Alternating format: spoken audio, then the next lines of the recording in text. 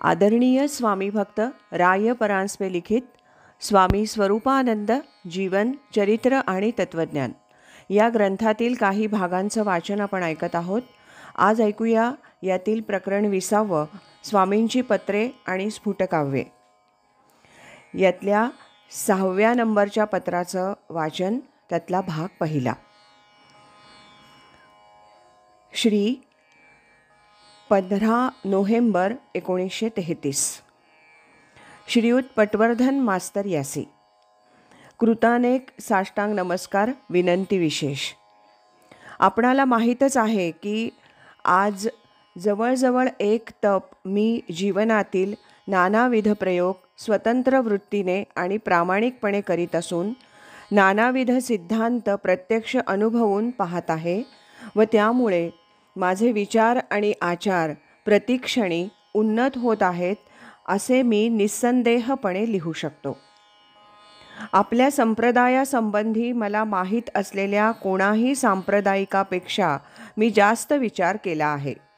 किंबहुना ते तत्त्वज्ञान आचरणात आणण्यासाठी निष्ठापूर्वक प्रयत्न केले आहेत. हे विधान धार्ष्ट्याचे होईल असे मला वाटत नाही. संप्रदायाची आत्मोन्नतीसाठी अशा विविध प्रकारे कसोटी लावून पाहणारा माझ्या माहितीत मी एकच आहे. त्यामुळे सदरहू संप्रदायाचे आणि सांप्रदायिकांचे गुणदोष माझ्या नजरेला आता ढळढळीत दिसू लागले आहेत. आपल्या सांप्रदायिकात स्वतःच परममुक्त मानणारे जे अनेक संत आहेत त्यांच्या आचारविचारांचे अनेक दृष्टींनी अवलोकन करता येण्यासारखे आहे.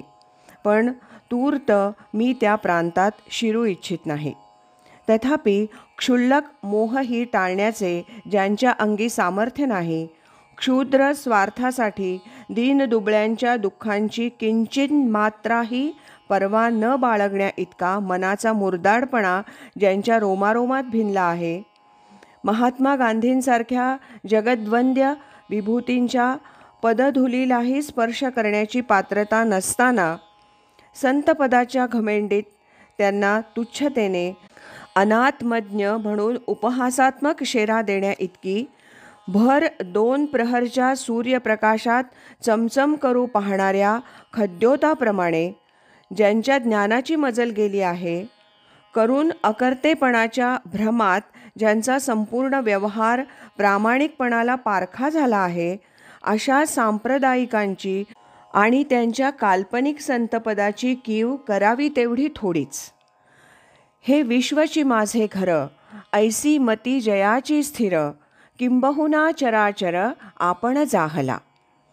स्वतःच्या घराच्या 4 भिंती ही त्यांच्या विश्वाची मर्यादा आणि वडिलोपार्जित वा स्वसंपादित जी काही स्थावर जंगम मिळकत असेल ते यांचे चराचर. अलौकिक नोहावे लोकाप्रती यासाठी 4 चौघे वागतील तसा त्यांचा व्यवहार. लौकिकाचा उद्वेग अर्थात कोणतीही महत्त्वाकांक्षा बाळगण्याची जरुरीच नाही. शास्त्रावरील उबग अर्थात धर्माधर्माची विचारणा करण्याचे प्रयोजनच उरत नाही. हे सर्व कबूल, पण मी म्हणतो उगेपणी चांग आथी भर.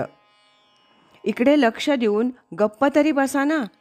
पण तेही होत नाही, कारण ज्ञातेपणाचा फुंज चढतो त्याला आवर कोणी कसा घालावयाचा.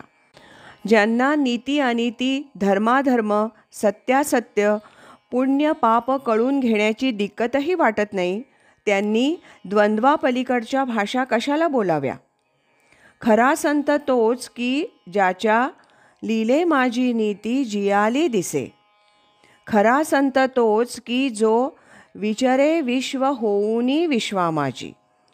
खरा संत तोच की ज्याने भोगली निस्संगता कामने विण. खरा संत तोच की ज्याला सुख दुःख जाणणे नाही. जगाच्या जीवी आहे परी कवणाचा कही नोहे. जगाची हे होय जाये तो शुद्धीही नेणे. अशा महात्म्याची अवस्था म्हणून शरीरी जरी होती तरी कर्मबंधा नाकळती. जैसा का भूतचेष्टा गभस्ती घेपवेना अशी असते. तो मनुष्यासारिखा तरी आवडे, परी मनुष्यत्व तया न घडे. जैसे जळामाजी न बुडे भानुबिंब. तेणे न पाहता विश्व देखिले, न करिता सर्व केले, न भोगिता भोगिले भोग्य जात. एकेची ठाई बैसला, परी सर्वत्र तोची गेला. हे असो विश्व जाहला आंगेची होय.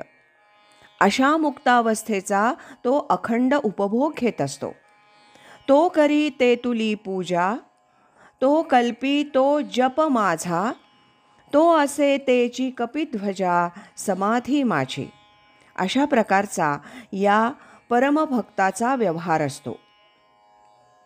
देवासी अवतार, भक्तासी संसार, दोहीचा विचार एकपणे. भक्तासी सोहळे देवाची या अंगे, देवतांच्या संगे सुखभोगी. देवे भक्तारूप दिलासे आकार, भक्ती त्याचा पार वाखाणिला. एका अंगी दोन्ही जाली ही निर्माण, देव भक्त पण स्वामी सेवा. तुका म्हणे येथे नाही भिन्न भाव, भक्त तोची देव, देव भक्त. अशा प्रकारची तुकोबांनी वर्णिलेली भेदी अभेदावस्था तो अनुभवित असतो.